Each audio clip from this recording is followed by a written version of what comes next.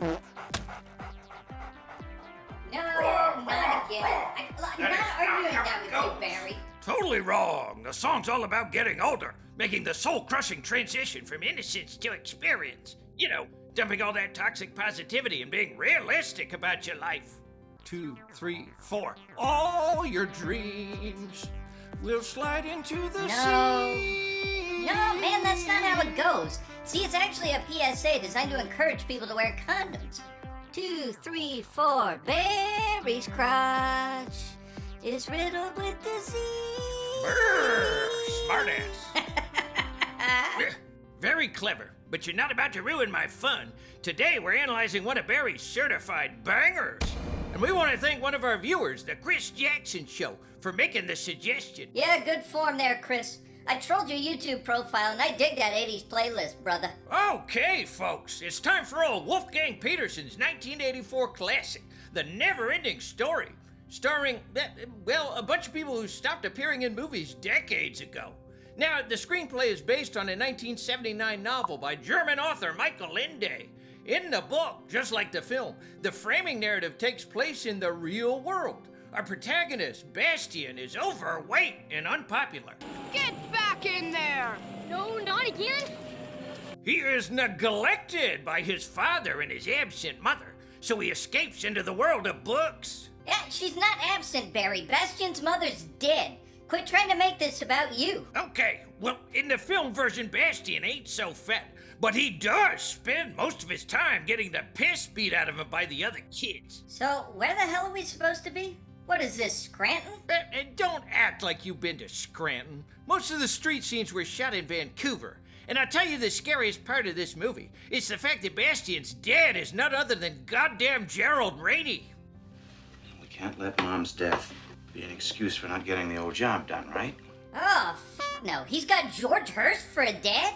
Have you smelt human flesh on the spit? It pleased me to find out. Well, hang on there, Barry. Speaking of Deadwood references, have I done any insults where I compare you to E.B. Farnham? Fellow looks like he stepped out of a specimen box. Yeah, I forget. We'll have to get Ellis to check the logbooks. Damn, I gotta tighten up my game. Anyway, what in the thundering fuck is Gerald Rainey supposed to be drinking in this scene? Citrus with raw egg? Man, this is what you drink right before you snort meth off the back of your illegal pet tiger. Don't get too excited. Honest Trailers already did a whole bit on the egg drink, and it was a lot better than yours. Ah, big surprise. That's what we get for starting a movie review channel in 2023. All the good jokes are taken. So is it a real drink or what? It's basically the original recipe for an Orange Julius, and it wasn't unheard of for people to drink this shit for breakfast until Salmonella started making the news. Now, I've heard claims that this was also a pretty typical hangover cure, so when Gerald Rainey tells Bastian to keep his head out of the clouds in regard to his dead mom, he might be telling on himself. Ah, so Bastian's escaping into his book to deal with the death of his mom, while old Pop's been hitting the liquid coke. Just like you, Barry. Just like me. Except my drinking is motivated by the death of Bambi's mom. Listen, I never got over that. Now, yes, Bastian sucks at school, and he gets clanged by bullies on a regular basis for reading books and having one of those dumbass mushroom haircuts that all the little white kids had back in the 80s. But let's skip to the fun part, where he encounters this creepy old book vendor who barely even questions why a young kid is barging into his store during school hours. Anyway, Bookman sets into motion the movie's B narrative, which is buried inside this crazy-ass tome. Hey, what the hell, Barry? Why is the book title in German? And why do all these shots look like they were run through a goddamn Instagram filter? I don't know. The DVD looks legit to me. Man, Ellis screwed up and got us the German version. This cut doesn't even have the song. You know, the iconic La Mall song. The one we can't play without getting copyright claimed into oblivion? Yeah, and is it just me or did the voice actors sound different? Listen to Deep Roy's character in the German version. Don't worry, it's a Racing Snail. Oh. Now play the American version, Ellis, you shit-ass. Yeah, Ellis, shit-ass. Don't worry, it's a Racing Snail. Oh. Man, he sounds like a goddamn Scooby-Doo character. Why didn't they just use Deep Roy's actual voice? I guess they figured that would be too ethnic for 1984. And Gmork the wolf sounds different in the German version, too. If you come any closer, I will rip you to shreds. Yeah, now play American Gmork, Ellis. If you come any closer, I will rip you to shreds. Additionally, several minutes of footage were cut from the American version. And do you know who was responsible for the American cut?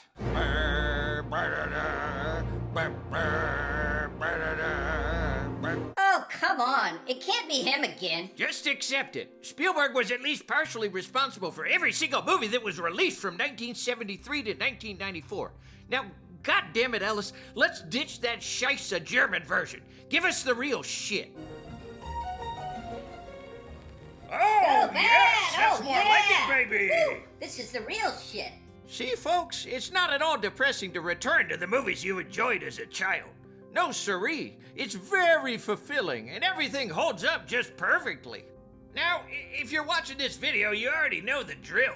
The book Bastian is reading takes place in Fantasia, where it has been decreed that warrior child Atreyu must attend Comic-Con with all these goddamn nerds. Atreyu's task is to uncover a cure for the childlike empress, who's got some kind of fever or a bad case of tummy worms or something. Barry, you gotta tell him about the nothing. Well, the nothing is this big-ass stormy thing that's threatening to eradicate Fantasia. Nothing was there anymore. Yeah, well, isn't the nothing supposed to be a symbol for nihilism or something? Well, it might be, but if you want an honest answer, the nothing is one of those nebulous concepts that people can project their own fears and desires onto. It's the emptiness that's left. It is like a despair. You can try to make it political if you want to. Just take, for instance, this dumbass article from the Foundation of Economic Education, which basically argues that the nothing is a metaphor for weak, impoverished people who make fun of Jordan Peterson. It is only the individual, after all, who suffers. I'm not trying to be provocative, folks. That's the actual argument. So, we're the nothing? Yeah, I guess we're the nothing.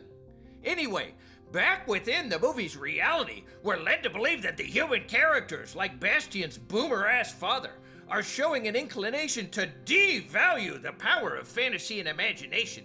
And in order to fulfill his task, Atreyu will need the help of a human kid. Gee, I wonder who that's gonna be. Quiet, asshole. This is my childhood we're talking about. My sad, sad, pathetic childhood. In order to achieve his goal, Atreyu will first have to engage in animal abuse. I won't give up! Don't quit! Attack! Ah, Jesus, skid mark and Christ. Come on, Atreyu.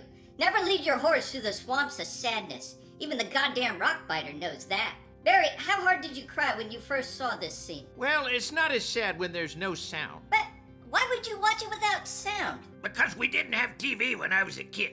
If I wanted to watch a movie, I had to watch it through the neighbor's window and read the actor's lips. Huh. Must have been awkward when you started getting into porn.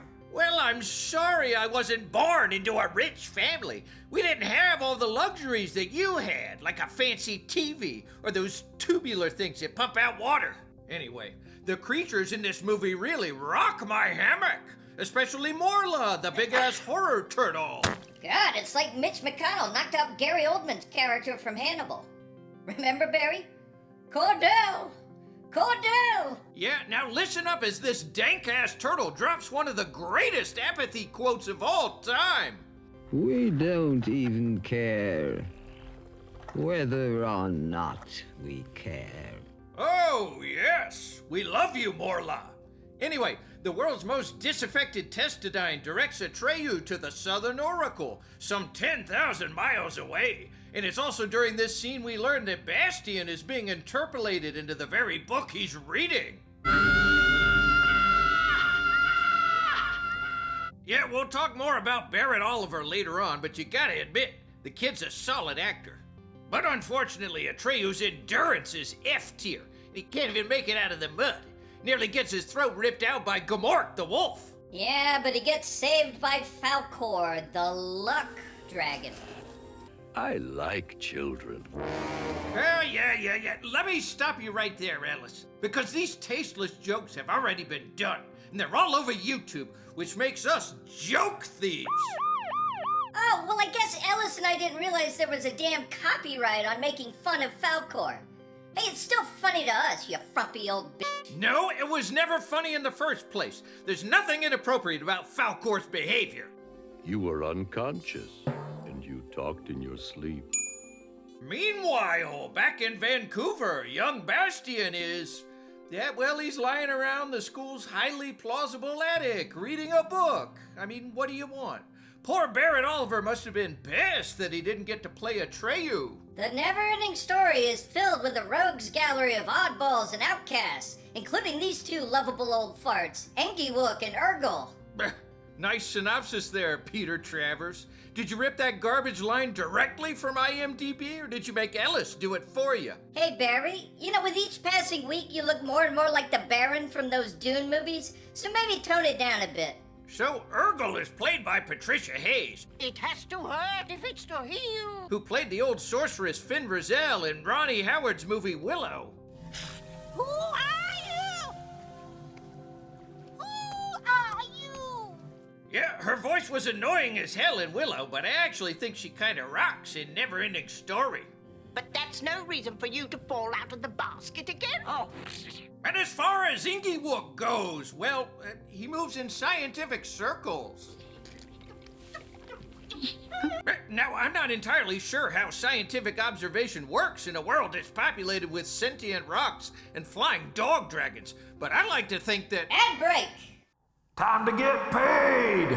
Let's face it, folks, you'd welcome an opportunity to blast yourself into deep space, but your butt-ass broke, and at this point you're probably not going to make it into NASA. Not with all those DUIs on your record. Thank Christ our good friends at Incellus are now offering a DIY deep space rocket exploration kit. Now, don't listen to them eggheads. You don't need a fancy degree to build a rocket. You just need a case of cold beer, a garage full of flea market junk, and your trusty old Phillips head screwdriver. That's right. Chances are you can build your own sky chariot using household goods that you already own. Then all you need is $100 to enroll in the Incellus online astronaut training course. In 3 short days, you'll be ready to experience the stars up close and personal, the way our Lord and Savior Carl Sagan intended. There will be casualties. This ain't Chuck E. Cheese. Space is dangerous. Accept the risks or go home. But you'll be the envy of the neighborhood. Besides, what is radiation? It's just a fancy word for quantum excitement, and we could all use a little excitement in our lives. So don't worry about your gonads or your eggs or whatever it is you got. If you're watching this channel, you were probably never gonna have kids anyway. The promo code is Astra Not Gonna Survive. Game on! A few more subscribers and I'll be paying for sex on an annual basis. It's gonna be fantastic. Now, Barry, be honest. Did you sneak a little secret sauce under that Lamal cover?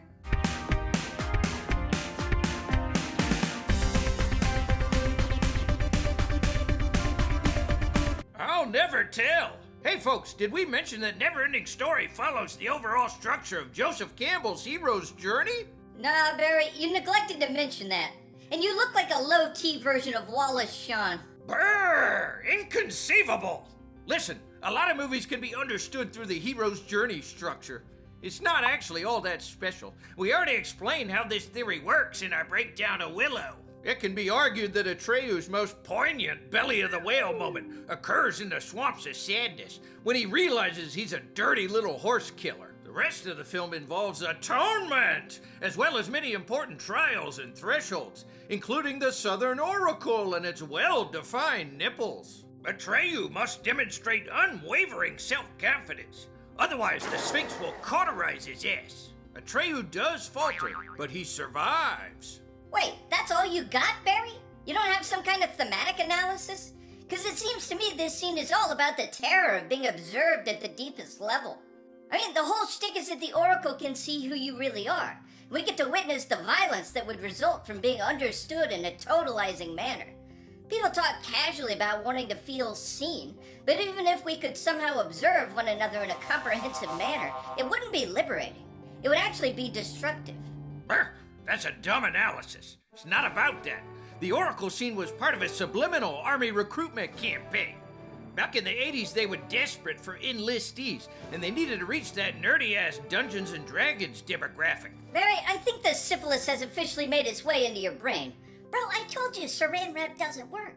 You gotta use actual latex. Too expensive, Fly. Besides, some birds aren't meant to be caged. Okay, so there's an additional Oracle scene, but really it's just the same statues, and this time they're blue.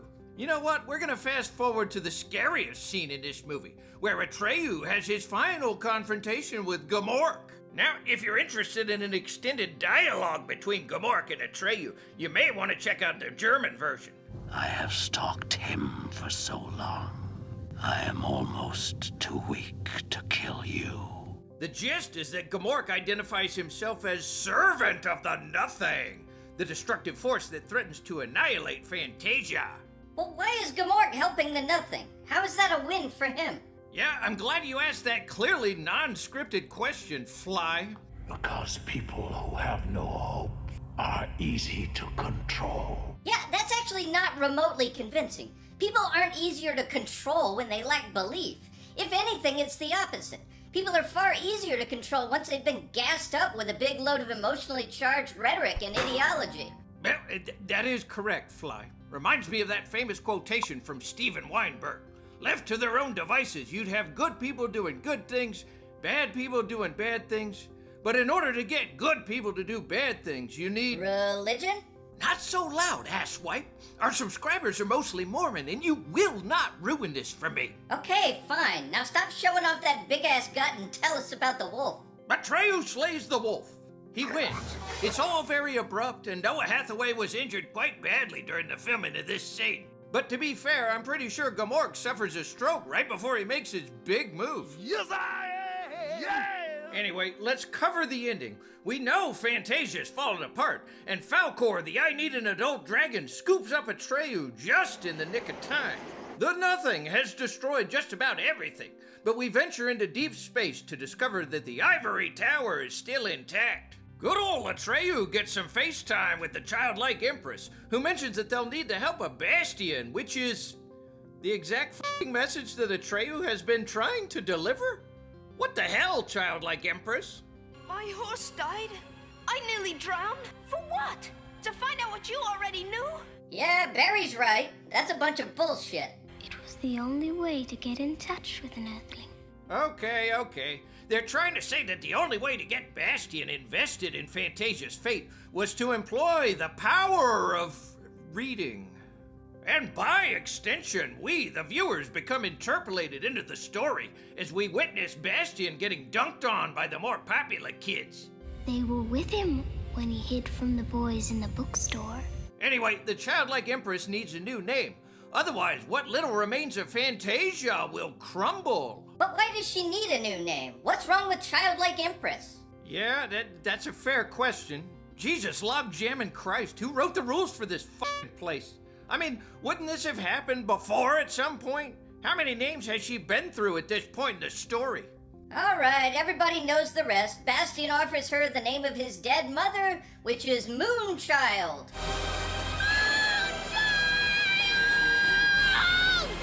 Moonchild? What did she do for a living? Pole dance for pickled eggs at the local dive bar? Barry, your mom was known to pole dance for free in front of the whole neighborhood. And she had a reputation for sticking those eggs right up... Hey! I'm just saying, maybe don't judge so harshly. Anyway, everything goes back to normal now that Pretty Princess has her new trailer park moniker. There are horses in the grasslands. The rocks are talking to people. Tim Curry and Meg Mucklebones are back in power. And all is well. Oh, and Bastian convinces Falkor to terrify a bunch of bullies with his Jared Fogle impression. So justice is restored. Now, in case you're wondering, this movie murked more careers than The Nothing. According to special effects supervisor Brian Johnson, young Noah Hathaway, who played Atreyu, was a pain in the ass to work with, while Barrett Oliver was a total pro. These days, Hathaway is all tatted up, and you can bet he's getting laid left and right. Pretty sure he plays bass for Orgy or something. Meanwhile, though you might remember him from classics like Daryl, Barrett Oliver also stopped showing up in movies, and now he's a surly photographer with white guy dreads and a terrifying beard. As for the childlike empress actor Tami Stronach, she pursued a career in theater and dance. You want to know what happened to Falkor? This is what happened to Falkor. Bro, you're forgetting one career that definitely survived this movie. Motherfucking Deep Roy. This guy has appeared in everything. Oh, yes. Mad respect to the Deep One. Now, as far as messaging goes, back in the 80s, it was fashionable to worry that the newer generations would fall victim to MTV ennui and lose their critical and/or imaginative capacities, stop reading books. Which is why this movie places so much emphasis on Bastian keeping his head in the proverbial clouds and embracing the power of fiction. But we never stop to question an important corollary problem. What happens if people begin to believe too deeply in fantasy and make-believe? What if people do keep reading books and consuming pure fantasy, but the lowest quality narratives are the ones that get the most oxygen? Wait, Rich Dad, Poor Dad? Brr, was that supposed to be some kind of knock against me because I had a poor dad, Ellis? Your dad was poor too, asswipe. Anyway, that's all we got for now, folks. Tune in next time. Ellis is almost done editing our 5-part series on how to become a giga-chad and pick up hot ladies by speaking to them in perfect Elvish. Feel like this one's finally gonna put us on the map. We will not do any fat jokes because Family Guy already covered it. Well, I'm just saying, you're giving me sciatica. It should have been a left turn. Left, you shit ass. No, you're not even looking at the map. This is all your fault.